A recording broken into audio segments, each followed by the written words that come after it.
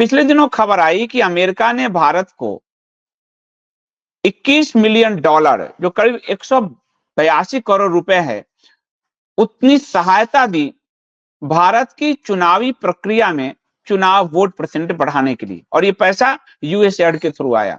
आपको जैसा कि ज्ञात होगा कि यूएस एड पर ट्रंप प्रशासन ने और खासकर जो उनके मित्र हैं एलन मस्क ने क्रैकडाउन किया है और उन्होंने खर्च की कटौती करने के लिए कि अमेरिका का ये पैसा बाहर जा रहा है, दूसरे देशों में जा रहा है, इसके लिए पूरा एक यूएस एड को बंद करने का निर्णय लिया है।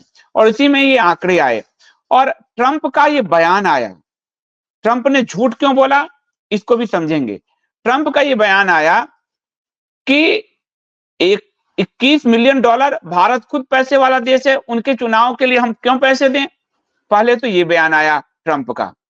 उसके बाद ट्रंप का ये बयान आया कि ये उस समय की जो सरकार थी यानी जो बाइडेन, वो शायद भारत के चुनाव को प्रभावित करने के लिए किसी और पार्टी को लाना चाहती थी, इसलिए दिया ये, और इसको उछाला गया।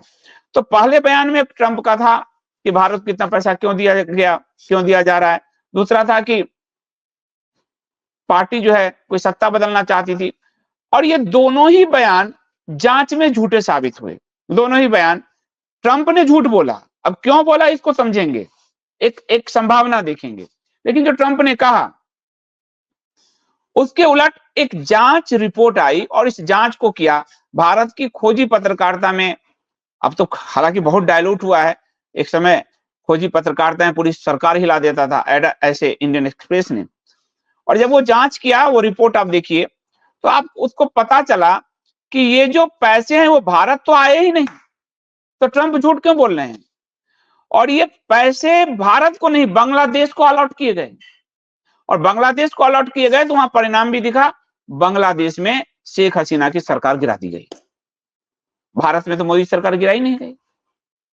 ये पैसा गया बांग्लादेश 182 करोड़, 182 करोड़, और इसका परिणाम दिखा कि बांग्लादेश में शेख हसीना की सरकार गिरा दी गई।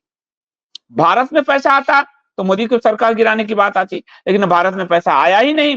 लेकिन ट्रंप ने भी झूठ बोला और भारतीय जनता पार्टी, उसकी सत्ता और उसके आईटी सेल ने पूरा झूठा प्रोपेगेंडा फैलाया कि हमारी सरकार गिराने के लिए देखिए विपक्ष ये कर रहा है।